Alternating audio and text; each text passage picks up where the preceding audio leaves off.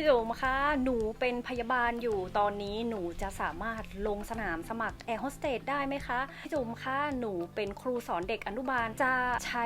ตรงนี้นะคะไปเขียนใน CV สมัครลูกเรือยังไงดีหรือพี่จุ๋มคะหนูเป็นสถาปนิกอยู่ตอนนี้ค่ะหนูไม่เคยทำงานสายบริการมาก่อนเลยหนูจะเป็นลูกเรือได้ไหมคะไปสมัครงานกับสายการบินแล้วเขาจะรับเราไหมนะคะคำถามนี้นะคะเป็นคำถามที่พี่จุ๋มเจอมาเยอะมากๆเลยซึ่งส่วนใหญ่ค่ะเด็กๆมักจะเข้าใจผิดนะคะว่างาน customer service เนี่ยต้องเป็นงานร้านกาแฟนะคะหรือว่าอาจจะเป็นงานเสิร์ฟอย่างเดียวหรือเปล่าถ้าหนูจะเป็นลูกเรือหนูจะต้องทำงานโรงแรมอย่างเดียวเหรอคะถ้าหนูมีประสบการณ์ที่มันดูไม่เกี่ยวกับงานลูกเรือเลยเนี่ยหนูจะไปลงสมัครยังไงและจะใช้ประสบการณ์ของตัวเองนะไปนำเสนอกรรมการได้ยังไงวันนี้ค่ะพี่จุ๋มก็เลยมีแบบประเมินตัวเองแบบง่ายๆเลยนะมีทั้งหมด5วิธีด้วยกันนะคะให้พวกเรามาตั้งคำถามกับตัวเองค่ะและหลังจากการทำแบบประเมินนี้ค่ะถ้าคำตอบของน้องๆใช่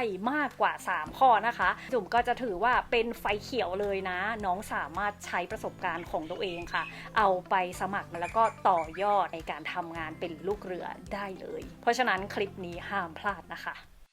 Good morning, ladies and gentlemen. Welcome on board Qatar Airways Flight QR966.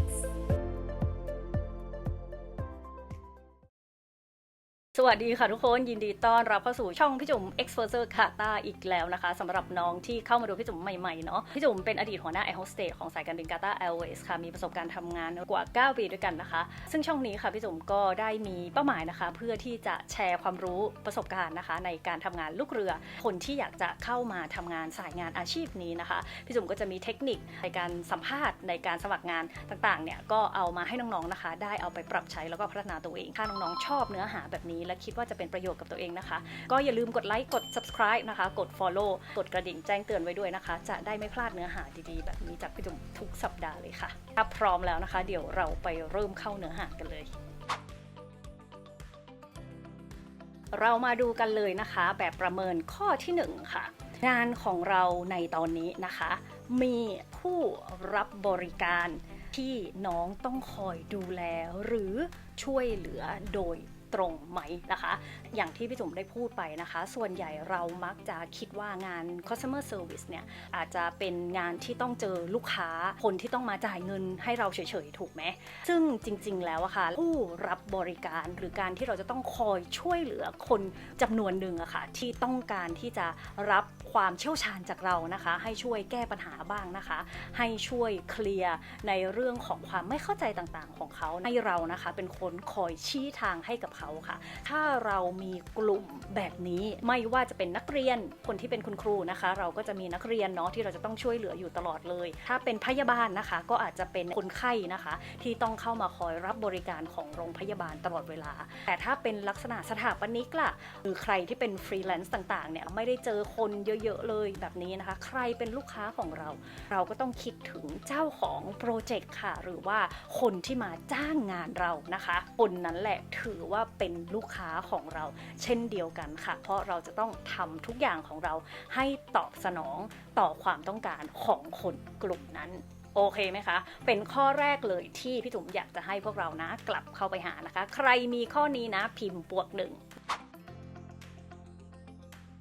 ข้อที่2ค่ะสิ่งที่เราจะต้องเช็คนะงานของเรานะคะเราเคยที่จะต้องรับมือกับคนที่อารมณ์ไม่ดีงอแงหรือมีปัญหาร้องเรียนที่จะคอยให้เราแบบต้องไปแก้ไขให้อยู่ตลอดนะคะ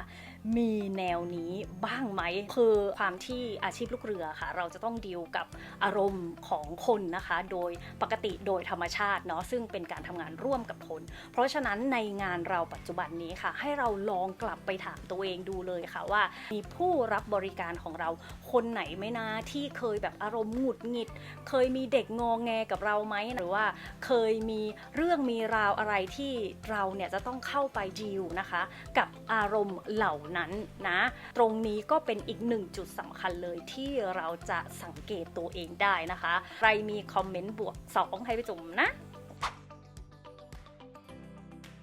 อย่างที่3ค่ะลองถามตัวเองนะว่าเคยมี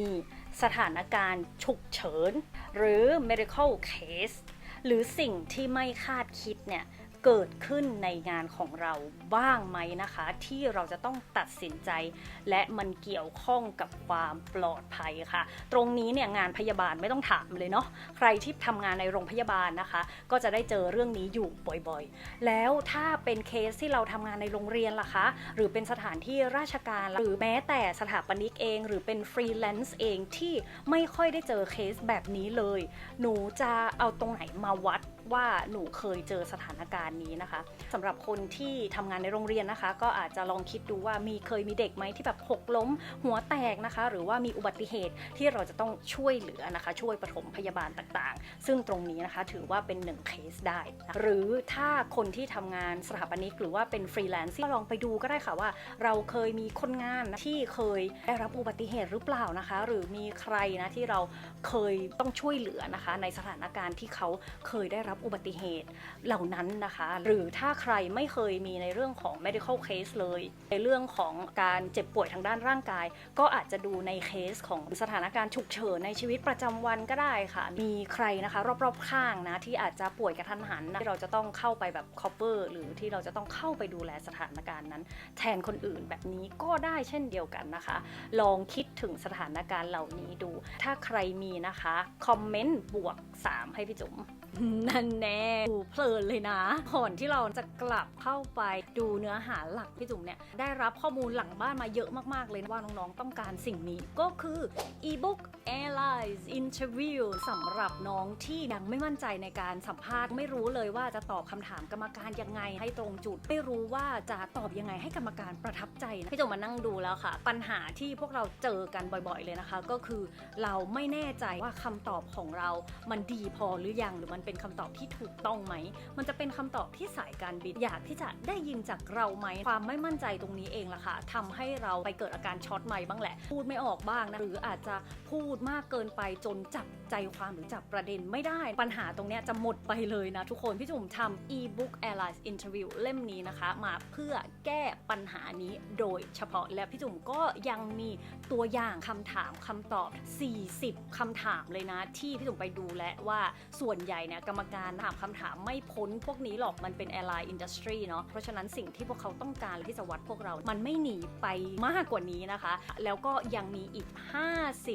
in-flight scenario สถานการณ์บนไฟลท์ต่างๆที่มันจะเกิดขึ้นและไม่พอเท่านั้นทุกคนจุ่มรวบรวมสถานการณ์จาก Qatar Airways มาอีก14สถานการณ์ที่พี่จุ๋มเจอแบบทุกวันแล้วเราจะต้องแก้นะคะทั้งหมดทั้งมวลนี้ค่ะพี่จุ๋มได้รวบรวมเป็นแนวทางการตอบคำถามเป็นสไตล์พี่จุ๋มเองใครที่ไม่รู้จะตอบอะไรยังไงใช้ตรงนี้ไปเป็นไกด์ไลน์เอามาปรับเป็นแนวคำตอบของตัวเองได้เลยหรือถ้าใครอยากที่จะมีคำตอบเป็นของตัวเองจริงๆนะอยากให้กรรมการเห็นว่าเราแบบ authentic เป็นตัวจริงจุ๋มก็มี5 framework วิธีการหาคำตอบด้วยตัวเองให้กรรมการเห็นได้ชัดเจนแล้วว่าคนนี้แหละคือตัวจริงใครนะที่ติดปัญหาเรื่องนี้จุ๋มแนะนำนะดีมากๆเลยเป็นอีบุ๊กนะคะสามารถดาวน์โหลดเก็บไว้ในเครื่องได้เลยเอาไปอ่านที่ไหนก็ได้ในรถไฟฟ้าก็ได้ตอนรถติดก็ได้ตอนพักทำงานก็เอาหนังสือของพี่จุ๋มนะขึ้นมาอ่านขึ้นมาพัฒนาตัวเองปรับความคิดปรับ mindset มาเตรียมตัวสัมภาษณ์งานกับสายการบินไปได้เลยวันนี้พร้อมแล้วนะทุกคนสั่งซื้อได้เลยที่ลิงก์หน้าโปรไฟล์หรือว่าใต้ description ของคลิปนี้แล้ววันนี้พี่จุ๋มมีโปรโมชั่นพิเศษมากๆเลยนะคะสำหรับคนที่ดูคลิปนี้มีสปินวงล้อรับโค้ดส่วนลดตั้งแต่50 บาทจนถึง300 บาทเลยทุกคนแต่ละโค้ดแต่ละใบมันมีจำนวนไม่เท่ากันนะรีบไปหมุนแล้วก็รีบไปใช้โค้ดได้เลยถ้าโค้ดไหนใช้ไม่ได้แปลว่าหมดแล้วหมดเลยใครที่อยากเป็นตัวจริงในวันสัมภาษณ์วันนี้เริ่มได้เลยจ้าไปกดสั่งซื้อกันได้เลยจ้าแบบประเมินข้อที่4ค่ะให้เราเช็คในเรื่องของการทำงานร่วมกับ ทีมค่ะหรือว่าการทำงานร่วมกับคนอื่นนั่นแหละตรงนี้เนี่ยค่ะเป็นจุดหนึ่งเลยที่พี่จุ๋มเชื่อว่าน้องๆทุกคนที่กำลังทำงานอยู่นะคะหรือว่ามีประสบการณ์ในการทำงานในอดีตเราทุกคนนะคะเคยทำงานเป็นทีมแล้วก็เคยทำงานร่วมกับทีมทั้งนั้นนะคะไปหาดูเลยค่ะว่าเราเคยแบบต้องได้กระจายบทบาทอะไรกับทีมไหมนะคะเคยไหมที่จะต้องติดต่อประสานงานฝ่ายต่างๆค่ะเพื่อที่จะทำให้ผู้รับบริการของเรานะคะมีความพึงพอใจให้สูงที่สุดยกตัวอย่างเนี่ยคุณครูอย่างเงี้ยค่ะอาจจะมีการที่เราจะต้องไปประชุมร่วมกับคุณครูคนอื่นๆหรือร่วมกับผู้บริหารโรงเรียนอย่างเงี้ยเพื่อที่จะมาพัฒนาออกแบบหลักสูตรเพื่อที่จะให้การเรียนการสอนเนี่ยมีประสิทธิภาพมากยิ่งขึ้นแบบเนี้ยค่ะหรือใครที่ทำงานพยาบาลนะคะอันนี้ก็แน่นอนอยู่แล้วก็ต้องทำงานร่วมกับทีมแพทย์ทีมพยาบาลด้วยกันนะคะทีมผู้ช่วยพยาบาลทีมหน่วยฉุกเฉินถูกไหมก็จะมีแบบหลายๆหน่วยเลยที่เราจะต้องคุยที่เราจะต้องดีลด้วยถูกไหมคะอย่างงานสถาปนิกก็แน่นอนค่ะเราจะต้องมีทีมอะไรบ้างลูกทีมออกแบบของเราเองถูกไหมคะอาจจะต้องมีทีมก่อสร้างที่เราจะต้องไปพูดคุยนะคะมีทีมอะไรอีกทีมผู้บริหารที่เราอาจจะต้องไปนั่งรับบรีฟงานเขามาถูกไหมมันก็จะมีแบบการทำงานร่วมกันจากหลายฝ่ายนะคะซึ่งจุดตรงนี้ล่ะค่ะเป็นจุดขายที่หนูสามารถดึงเอาออกมาเพื่อที่จะพรีเซนต์ตัวเองให้กับสายการบินได้เลยนะคะเพราะฉะนั้นตรงนี้ใครมีคอมเมนต์บวก4